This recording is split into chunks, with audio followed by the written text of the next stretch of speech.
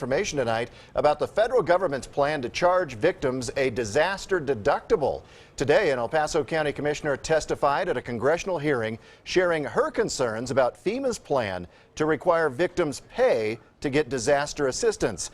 KRDO News Channel 13 Scott Harrison joins us live from Black Forest, of course, one of several local areas hit by fire and flood. Scott?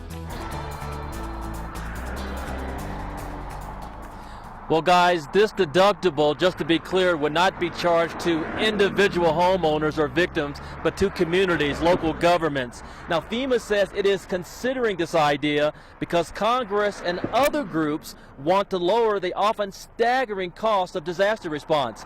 But some local disaster victims say FEMA hasn't done enough to warrant charging communities a deductible.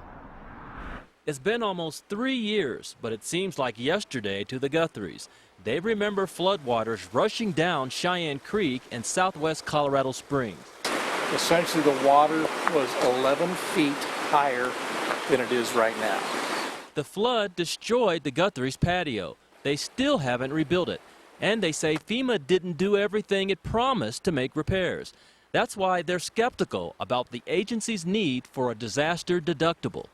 And if they're going to make us pay to get help, well, then they can keep everything they have, and we'll just do what we did just like this last time. We'll get Colorado Springs and Colorado people to help its own Colorado area.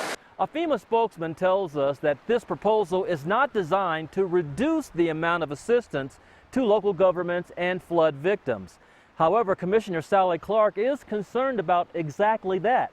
She says under this proposal, FEMA could decide to withhold assistance if it determines that local governments haven't mitigated enough to prevent disasters. FEMA has not given local governments confidence that a disaster deductible could be implemented without the significant risk that it would simply shift disaster costs from the federal government to state and local governments. Clark expressed her concerns about the proposal to a House committee in Washington.